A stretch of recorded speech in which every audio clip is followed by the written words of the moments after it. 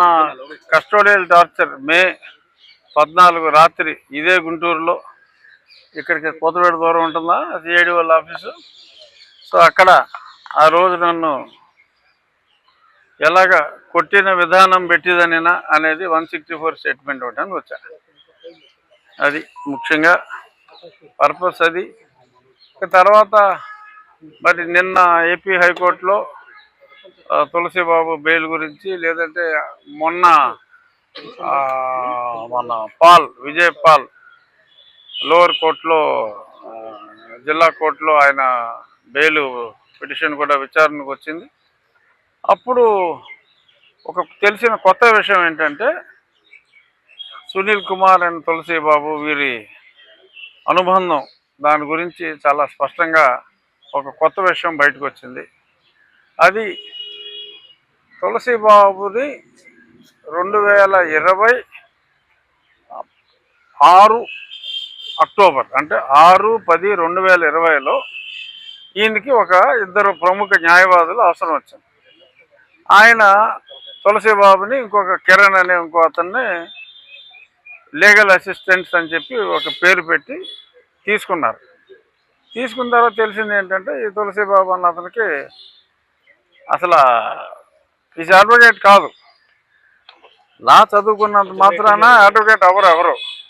So అంచేత advocate కానీ తులసిబాబుని తీసుకున్నందుకు సో అతన్ని ఎన్రోల్ చేయించారు.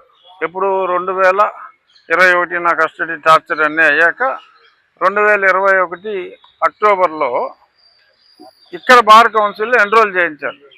బట్ ప్రాక్టీస్ చేయాలంటే ఆల్ ఇండియా బార్ ఎగ్జామ్ ఒకటి రాయాలి, ఏబిఎం అని. ఆ ఎగ్జామ్ రాయలా. అది 2023 మేలో ఆ ఎగ్జామ్ చేశాడు అతను. అప్పుడు దాకా కోర్టుకి వెళ్ళి ప్రాక్టీస్ చేయడానికి లేదు అతను. సరే, ఇది ఇలా ఉండగా 2021లో ఆయన ఒక ₹1 కోటి డబ్బులు కావాలి నా లీగల్ విచారణలకు వాటికి. అతన్ని అపాయింట్ చేసినప్పుడు హైకోర్టులో ట్రయల్ అది కండక్ట్ చేయడానికి అవసరం ఉంటుందని అపాయింట్ చేశాడు. హైకోర్టులో ట్రయల్ ఉండదు. ట్రయల్ కోర్ట్స్లోనే, జిల్లా కోర్టుల్లోనే ట్రయల్ ఉంటుంది తప్ప హైకోర్టులో ట్రయల్ ఉండదు. సో ట్రయలే ఉండని హైకోర్టుకి ట్రయల్ కోసం తులసిబాబుని ఎంపిక చేసుకుని తర్వాత ₹1 కోటి డబ్బు అడిగినప్పుడు సుప్రీంకోర్టులో అడ్వకేట్ ఆన్ రికార్డ్స్కి, సీనియర్ అడ్వకేట్స్కి డబ్బులు ఇవ్వాలి అని చెప్పి ఈయన అడిగిందే తడవగా జగన్మోహన్ రెడ్డి ప్రభుత్వం ₹1 కోటి ఇచ్చింది. ఆయన ఇచ్చిందే తడవగా నవంబర్లో డబ్బులు ఇస్తే ఫిబ్రవరిలో ఒకే రోజు 12 కేసులు. ఆ 12 కేసులు అగ్రిగోల్డ్, అభయ గోల్డ్ ఏ ఉన్నాయి, వీళ్ళు దందా చేసిన కేసులన్నీ. అందులో నాదొకటి 7వ నెంబరు నా కేసు. ఇవన్నిటికి ఒకే రోజు 48 లక్షలు. అప్పటికి ప్రాక్టీస్ చేయడానికి అర్హతే లేని వ్యక్తికి ఈ సునీల్ కుమార్ 48 లక్షలు. ఆ మిగిలిన దాంట్లో ఇంకో 48 లక్షలు ఇంకో పేరు మీద. అతని వివరాలు నేను పూర్తిగా తెలుసుకోలేదు, కానీ అతను కూడా ఇలాగే మరి చెట్టు కింద ప్లేడర్ కూడా కాదు, ఎందుకంటే ప్లేడరే కాదు అతను. సో అటువంటి వాళ్ళకి ఆ ₹1 కోటి స్వాహా చేయడం జరిగింది. నేను కూడా ఒక లేఖ కూడా రాస్తున్నాను ఏసీబీకి. ఇంత బ్లేటెంట్గా ఒక న్యాయవాది కాని వ్యక్తికి న్యాయ సలహాదారుడిగా పెట్టుకొని గవర్నమెంట్కి ఏమో సుప్రీంకోర్టు ఫీజులకు అని చెప్పి అదే అమౌంట్ని వీళ్ళకి ఇచ్చేయటం, న్యాయవాది కాని వాడికి ఇచ్చేయటం అన్యాయం అనే పాయింట్ మీద ఇది కరప్షన్ కింద వస్తుంది. ఈ కరప్షన్ మీద విచారణ జరపాలి అని చెప్పి ఒక లేఖ కూడా నేను ఏసీబీకి సమర్పిస్తున్నా.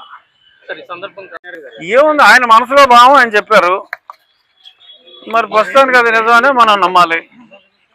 ఎందుకంటే రాజకీయాలు ఎవరికైనా వస్తుంది, అది ఉంటాయి. అది జరగాలి. ఇప్పుడు ఏసీబీ విచారణ కూడా మొదలైంది అని నేను నిన్న ఆంధ్రజ్యోతిలో చదివా. మరి అయినా సరే సస్పెన్షన్ చేయలేదు.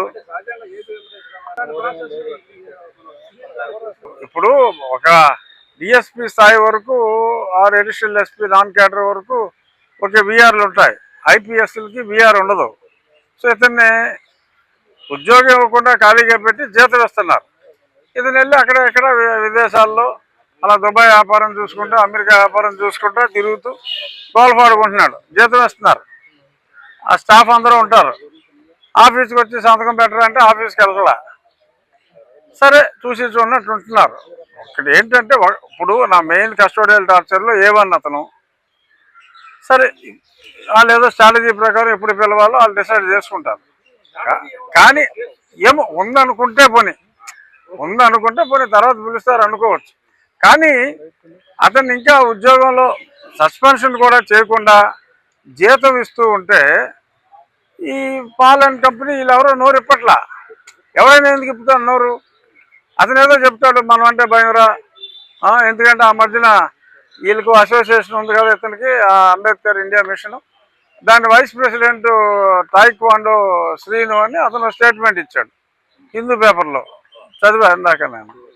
అందులో మా జోలికి వస్తే ప్రభుత్వాన్ని కదిపేస్తా ఉన్నట్టుగా ఎయిమ్ తరఫున ఆ తాయిక్వాండో శ్రీను అన్నోడు ప్రశ్నించాడు. మరి ఇలాగా మరి బెదిరించడం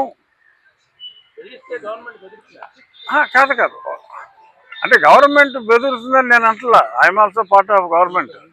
బెదురుతుందని నేను అంటలా. కానీ ప్రజలు అలాంటి అపనమ్మకం పెట్టుకునే పరిస్థితి వస్తుంది. ఎందుకంటే ఇతని బెదిరింపు స్పష్టం. అసలు అధికారి IPS అధికారి వేరే ఆర్గనైజేషన్ పెడతాం అనేది తప్పు. అసలు తప్పు కాదు కదా. ఇంక డైరెక్ట్గా నిన్నగాక మొన్న మళ్ళీ ఆ వర్గీకరణ మీద సుప్రీంకోర్టు చెప్పిన తర్వాత దాన్ని కూడా ఎవరో ఒక జడ్జి మనోభావాలతో నేను ఏకీభవించి, ఇప్పుడు కోర్టు ఆర్డర్ ఏంటి, ఫైనల్గా ఎక్కువ మంది మెజారిటీ జడ్జిలు చెప్పింది ఆర్డరు. నేమ్ సేక్ రాస్తారు పలానా వాళ్ళు డిసెంట్ ఇచ్చారని. ఆ డిసెంట్ నాకు నచ్చింది కాబట్టి నేను మీటింగ్ పెడతాను, సుప్రీంకోర్టు తీర్పుకి వ్యతిరేకంగా మీటింగ్ పెడతానని. మరి గతంలో కూడా ఎన్నోసార్లు అతను ఎంతో చెత్త మాట్లాడాడు. మరి చూస్తూ సహించడం అంటే మరి కొంచెం అందులోనూ అలాంటి బ్యాక్డ్రాప్లో మా జోలికి వస్తే అన్న బ్యాక్డ్రాప్లో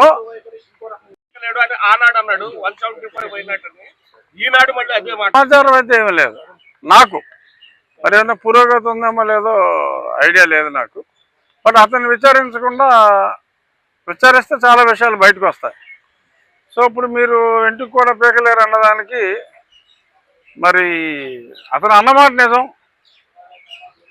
చూద్దాం మరి పీకేది వెంట్రుగా మరి అతను పదవి పోతుందా ఏమవుతుందో చూద్దాం. చూసుకుంటుంది జైలుకి ప్రభుత్వాలు పంపవు. బట్ మరి ఆయన ఏం చేసుకుంటారో చేసుకోండి అని చెప్పాడు కదా మొన్న. సంవత్సరాల తరబడి మీద దాడి చేయించాడు. అది ప్రత్యక్షంగా అంటే ఆధారాలు చూపించారు కదా. ఇదేనా మరి ఏం చేస్తాం, చట్టానికి కొంచెం సమయం పడుతుంది. మరి ఇప్పుడు విచారణ అయితే జరుగుతుంది కదా. ఒంగోలు SP గారు స్పీడ్గానే విచారణ చేస్తున్నారు. సో మరి అంటే ఎవరన్నా రాకపోతే ఇంటికి వెళ్ళి బతిమాలుతారా ఏంటి? ఆల్రెడీ చెప్పాల్సింది మీడియా ద్వారా చెప్పావు. ఆయన మీడియాలో మాట్లాడింది అసెంబ్లీలో మీరు సమాధానాలు చెప్పుకోండి అని చెప్పినట్టుగా ఉన్నారు కదా. అలాగే మనం మీడియాలో మాట్లాడింది ఆయన ఇంట్లో కూర్చొని చూసుకుని మరి ఆయన వస్తారా రారా అన్నది ఆయన విచక్షణ వదిలేస్తున్నాం.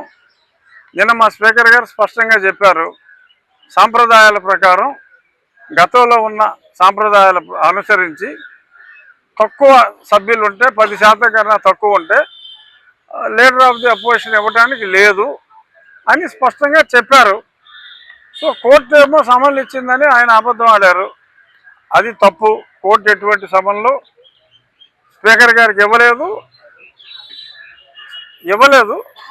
ప్లస్ ఆయన చెప్పినట్టు కూడా అటువంటిది ఏమీ జరగలేదు. సో కాబట్టి